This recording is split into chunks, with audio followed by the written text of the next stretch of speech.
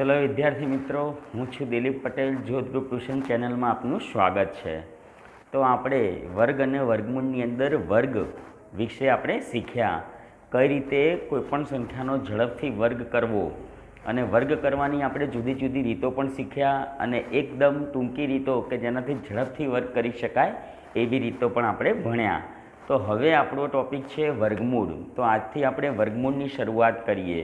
તો પહેલા પ્રશ્ન થાય કે વર્ગમૂળ એટલે શું? તો વર્ગમૂળ એટલે કોઈપણ સંખ્યાની 1/2 ઘાત. તો કોઈપણ સંખ્યા આપેલી હોય એ સંખ્યાની ઉપર 1/2 ઘાત હોય તો એને વર્ગમૂળ કહેવાય. જેમ કે ઉદાહરણ તરીકે એક સંખ્યા કોઈ લઈએ આપણે કે ભાઈ સંખ્યા છે કે ભાઈ 81. તો 81 ઉપર 1/2 ઘાત કરેલી હોય તો એને કહેવાય વર્ગમૂળ, 81નું વર્ગમૂળ. જો 2 ઘાત કરેલી હોય તો એને વર્ગ કહેવાય, અને 1/2 ઘાત હોય તો એને વર્ગમૂળ કહેવાય.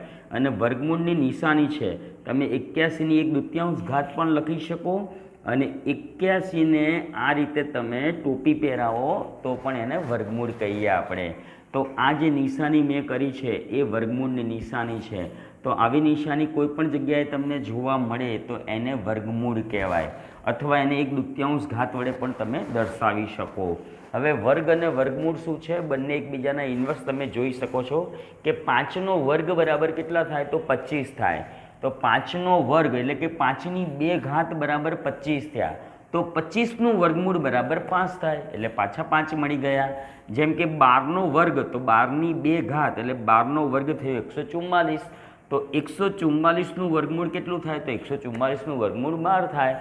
એટલે કોઈપણ સંખ્યાનો તમે વર્ગ કરશો, જેમ કે કોઈ સંખ્યા લઈએ 15, તો 15નો વર્ગ 225, અને 225નું વર્ગમૂળ કરીએ એટલે પાછા મળે 15. તો અહીંયા વર્ગ અને વર્ગમૂળ વિશે સમજી ગયા. તો હવે વર્ગમૂળ શોધવા માટેની કેટલીક રીતો છે, જેમાં વર્ગમૂળ શોધવા માટે અવિભાજ્ય અવયવની રીત છે, ભાગાકારની રીત છે, અને એકદમ ટૂંકી મેથડ કે જેનું ડાયરેક્ટ વર્ગમૂળ શોધી શકાય તો એવી પણ વર્ગમૂળની રીતો છે. જો કે શોર્ટ મેથડ આપણે શીખીશું કે એકદમ શોર્ટ ટ્રીક આપણે શોધીએ કે સંખ્યા આપેલી હોય અને એનું વર્ગમૂળ કેટલું થાય, તો એ આપણે આગળના વિડીયોમાં શીખીશું. તો આજે આપણે વર્ગમૂળ શોધવા માટેની અવિભાજ્ય અવયવની રીત ભણીશું. તો અવિભાજ્ય અવયવ, તો અવિભાજ્ય અવયવની વાત કરીએ તો પહેલાં તો આપણને અવિભાજ્ય સંખ્યા એટલે શું અને કઈ કઈ અવિભાજ્ય સંખ્યાઓ છે એના વિશે ખ્યાલ હોવો જોઈએ. તો ફરી તમને રિવિઝન કરાવી દઉં. જો કે ધોરણ 5 અને 6માં અવિભાજ્ય સંખ્યાઓ આવી ગઈ છે, પણ અવિભાજ્ય સંખ્યા કોને કહેવાય? તો જે સંખ્યાને તમે ભાગી ના શકો એને કહેવાય અવિભાજ્ય. અથવા બીજી રીતે કહું તો એવી સંખ્યાઓ કે જેના માત્ર 2 જ અવયવ મળે, 1 અને સંખ્યા પોતે, તો એવી સંખ્યાને અવિભાજ્ય સંખ્યા કહેવાય. જેમ કે 2ના માત્ર 2 જ અવયવ છે, 1 છે અને 2. 3ના અવયવમાં 3 એકા 3, ખાલી 3 અને 1, તો આવી સંખ્યાઓ. 5ના અવયવ 5 એકા 5, તો 5 અને 1. એટલે જે સંખ્યાના 2 જ અવયવ મળે, 1 અને સંખ્યા પોતે, એવી સંખ્યાને કહેવાય અવિભાજ્ય સંખ્યાઓ. તો મેં તમને અહીં 1 થી 50 સુધીની અવિભાજ્ય સંખ્યાઓ આપેલી છે, જેમાં 1, 3, 5, 7, 11, 13, 17, 19, 23, 31, 37, 41, 43 અને 47. તો આ બધી સંખ્યાઓ અવિભાજ્ય સંખ્યાઓ છે. હવે અવિભાજ્ય અવયવની રીતમાં શું કરવાનું છે? તો કોઈપણ સંખ્યાનું તમારે વર્ગમૂળ શોધવાનું હોય તો આપણે પહેલાં તો અવિભાજ્ય અવયવ પાડવાના છે. તો અવિભાજ્ય અવયવ તમે અવિભાજ્ય સંખ્યા વડે જ ભાગ ચલાવીને પાડી શકો. એના માટે મેં તમને અવિભાજ્ય સંખ્યાઓ આપી દીધી છે. તો આપણે સૌપ્રથમ વર્ગમૂળ શોધવા માટે ખૂબ નાની નાની રકમો, પછી મોટા આપણે એક્ઝામ્પલ લેશું. તો સૌપ્રથમ મેં 2 અહીંયા એક્ઝામ્પલ લીધા છે અવિભાજ્ય અવયવની રીતે વર્ગમૂળ શોધવા માટે, જેમાં એકદમ નાના બંને એક્ઝામ્પલ છે. એક એક્ઝામ્પલ છે 576 અને બીજું છે 324. જો કે તમે 1 થી 25 સુધીની સંખ્યાના વર્ગો તૈયાર કરેલા છે, એટલે તમને એના મૌખિક ઝડપથી પણ વર્ગમૂળ આવડી જશે. જેમ કે 576 કયા સંખ્યાનો વર્ગ છે એને યાદ કરો. તો 24નો વર્ગ કેટલો થાય? તો 24નો વર્ગ છે 576. તો 576નું વર્ગમૂળ થઈ જશે 24.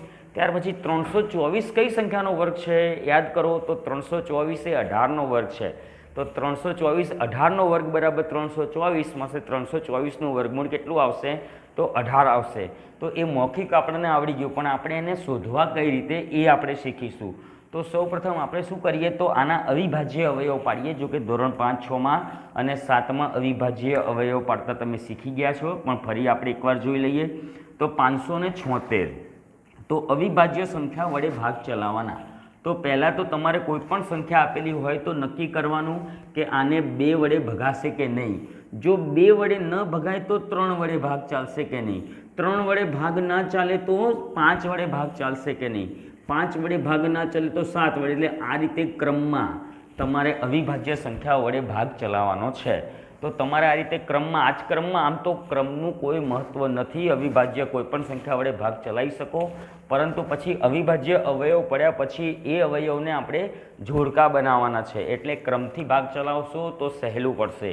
તો 576ને આપણે 2 વડે ભાગ ચલાવીએ. પહેલાં તો એકમનો અંક 6 છે, માટે તમે 2 વડે ભાગ ચલાવી શકો. કેમ કે તમે ચાવીઓ, વિભાજ્યતાની ચાવીઓ, જેમાં 2ની ચાવી હતી કે પાછળ એકમનો અંક 2, 4, 6, 8 કે 0 હોય તો એ સંખ્યાને 2 વડે તમે નિશેષ ભાગી શકો. તો અહીંયા એકમનો અંક 6 છે એટલે 2 વડે તમે નિશેષ આને ભાગી શકો. એટલે આપણે 2 વડે ભાગ ચલાવીશું. તો તમે બાજુમાં રફકામમાં પણ ભાગાકાર કરી શકો અને ડાયરેક્ટ ભાગાકાર પણ હવે શીખી જવાનો. તો 576ને 2 વડે આપણે ભાગાકાર કરવો છે. તો પહેલાં એક અંકને લઈએ એટલે 5ને લઈએ. હું તમને ડાયરેક્ટ ભાગાકાર કરતાં શીખવીશ. તો તમારે 5ને ચલો 2 વડે ભાગ ચલાવો છે એટલે 2 દૂ થઈ ગયા 4. તો 2 દૂ 4 થયા, તો 5 હતા તો 1 વધ્યા એટલે 1 અહીંયા હું મૂકું છું ઉપર. ચલો 1 ઉપર મૂક્યા તો આ 1 અને નીચે ઉતાર્યો 7 એટલે થઈ ગયા 17. ચલો 17ને 2 વડે ભાગવાના છે એટલે 8 દૂ 16. 8 દૂ 16, અહીંયા 17 હતા તો હજુ 1 વધ્યો એટલે આપણે અહીંયા મેં 1 મૂકી દીધો. તો 1 અને 6 એટલે થઈ ગયા 16. તો ફરી ભાગ ચલાવીએ એટલે 8 દૂને 16. તો આ ભાગાકાર ડાયરેક્ટ થઈ ગયો. હવે ફરીથી એકમનો અંક કેટલો આવ્યો તો 8 આવ્યો. તો ફરીથી 2 વડે ભાગ ચાલશે.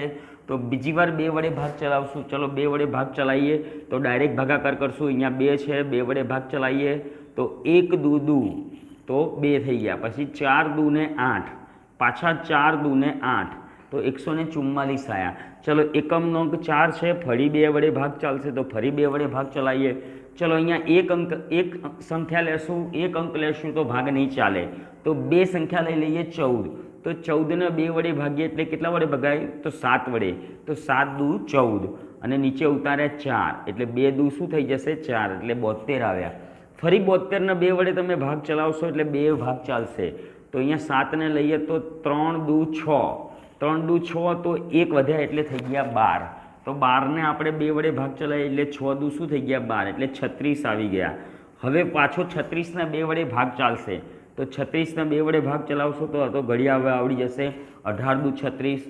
ચલો 18ને ફરી 2 વાર ભાગ ચલાવીએ તો કેટલા આવ્યા 9, 9 દૂ 18. હવે 9ને 2 વડે ભાગ નહીં ચાલે તો કેટલા વડે ચાલશે તો 9ને 3 વડે ભાગી શકાય. તો 3 વડે ભાગીશું તો 3 તરીને 9, પાછા 3ને તમે 3 વડે ભાગશો એટલે કેટલા થઈ ગયા 1. તો છેલ્લે 1 આવે ત્યાં સુધી તમારે અવિભાજ્ય અવયવ પાડવાના છે. હવે જે અવયવ આપણને મળી ગયા અવિભાજ્ય અવયવ, તો શું કરીએ તો 576 બરાબર કેટલા થશે તો આપણે અવિભાજ્ય અવયવ અહીંયા લખી દઈએ.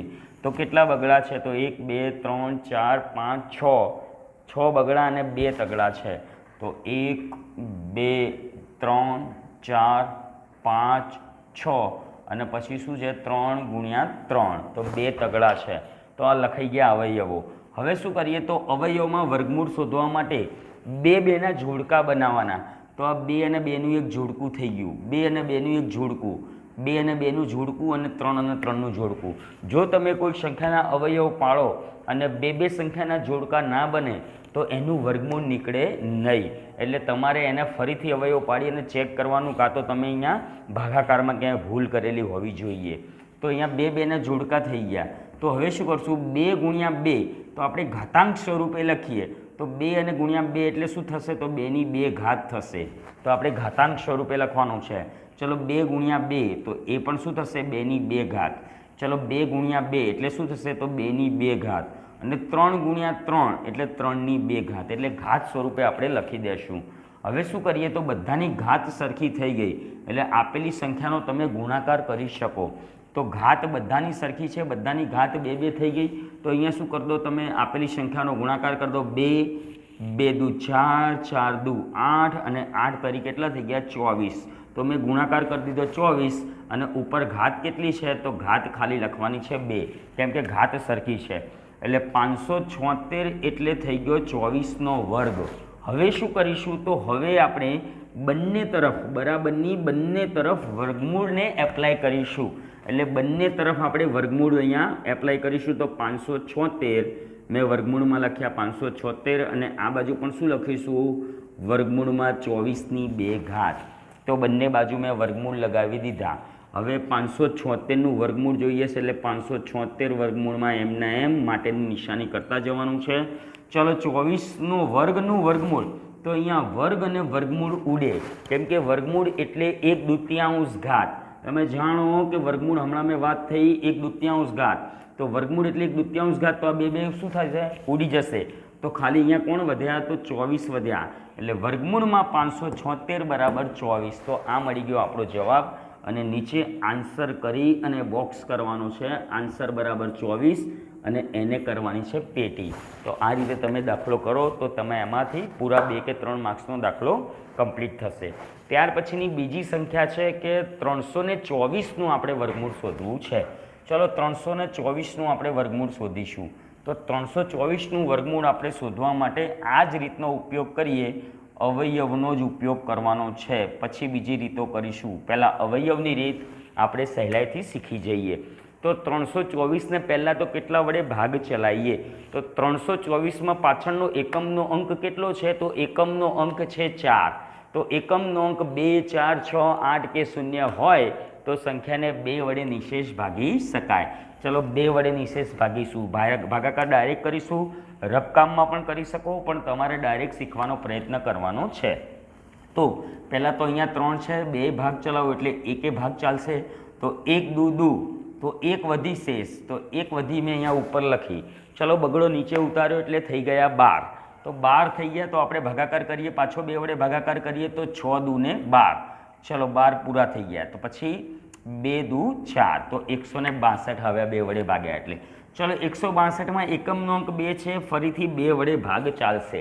તો 162ને ફરીથી 2 વડે ભાગીએ તો 8 દુ 16. ચલો 8 દુ 16 અને અહીંયા 1 છે એટલે શું થશે 1 દુ તો 81 આવી ગયા. હવે 81ને 2 વડે ભાગ ચાલવાનો નથી કેમ કે એકમનો અંક 1 આવી ગયો. તો 81ને હવે આપણે કોના વડે ભાગવાનો પ્રયત્ન કરીએ તો 3 વડે 81ને ભાગી શકાય. તો એના માટે પણ 3ની ચાવી છે. તો 3ની વિભાજ્યતાની ચાવી છે કે તમારે અંકોનો કરવાનો છે સરવાળો. જો અંકોના સરવાળાને 3 વડે ભાગી શકાય તો સંખ્યાને 3 વડે ભાગી શકાય. તો 81 અંકોનો સરવાળો કરીએ 8 + 1 તો અંકોનો સરવાળો થઈ ગયો 9. તો 9ને તમે 3 વડે ભાગી શકો માટે 81ને તમે સહેલાઈથી 3 વડે ભાગી શકો. તો 81ને 3 વડે ભાગીશ તો 27 તરી 81. ચલો 81ને 3 વડે ભાગવું તો 2 તરી 6. 2 તરી 6 આવ્યા એટલે 2 શેષ વધી તો થઈ ગયા 21. તો 7 તરીને 21 એટલે 27 આવી ગયા. ચલો 27ને 3 વડે ભાગીશું તો હવે તો ઇઝી ભાગાકાર થઈ ગયો 9 તરીને 27. ચલો 9ને 3 વડે ભાગીશું તો 3 તરીને 9. ચલો 3ને 3 વડે ભાગીએ તો 1 તરી 3. તો આ થઈ ગયો આપણો ભાગાકાર. ચલો 2 2ની પેર બનેલી છે 2 2ની જોડીઓ બનેલી છે તો હા બનેલી છે તો તમારું વર્ગમૂળ નીકળશે. તો 324 બરાબર 2 ગુણ્યા 2 ગુણ્યા 3 ગુણ્યા 3 ગુણ્યા 3 ગુણ્યા 3. ચલો 2 2ના જોડકા તો આ બેનું એક જોડકું થઈ ગયું આ બીજું જોડકું થઈ ગયું આ ત્રીજું જોડકું થઈ ગયું એટલે શું થઈ ગયું 2ની 2 ઘાત 3ની પણ 2 ઘાત અને 3ની પણ 2 ઘાત. તો અહીંયા ઘાત સ્વરૂપમાં આપણે લખી દીધા. હવે કરવાનો છે આધારોનો ગુણાકાર અને ઘાતને 2 જ લખવાની છે. ચલો આધારનો ગુણાકાર કરીએ 2 2 તરી 6 અને 6 તરી 18. તો ગુણાકાર આધારનો અથવા તો 3 તરી 9 અને 9 દુ 18. તો આધારનો ગુણાકાર 18 થઈ ગયો અને ઘાત કેટલી લખવાની છે કે કેમ કે બધામાં કોમન ઘાત છે એટલે સરખી ઘાત 2 લખી દેવાની. તો 324 બરાબર 18નો વર્ગ અને 18નો વર્ગ થઈ ગયો 324. તો હવે શું કરીશું આપણે તો બંને બાજુએ વર્ગમૂળ એપ્લાય કરીશું અથવા 1/2 ઘાતને એપ્લાય કરીશું બરાબરની બંને બાજુએ. તો વર્ગમૂળમાં 324, તો અહીંયા લખવાનું છે વર્ગમૂળમાં 18/2. હવે બંને બાજુ અહીંયા તમે જુઓ તો અહીંયા વર્ગમૂળ છે અને વર્ગ છે, તો વર્ગમૂળ શું થશે? કેન્સલ, કેમ કે વર્ગમૂળ એટલે 1/2 ઘાત અને વર્ગ એટલે 2 ઘાત. તો 2 અને 1/2નો ગુણાકાર કરીએ એટલે 2 શું થાય? ઉડી જાય. તો વર્ગમૂળ કેન્સલ એટલે કેટલા વધ્યા? તો 18 વધ્યા. તો બરાબર 324નું વર્ગમૂળ બરાબર 18 આવી ગયું. તો આન્સર કરી અને બોક્સ બનાવવાનું છે. તો નીચે તમે આન્સર બરાબર 18 અને એને બનાવવાની છે પેટી. તો આ રીતે તમે અવિભાજ્ય અવયવનો ઉપયોગ કરીને વર્ગમૂળ શોધી શકો.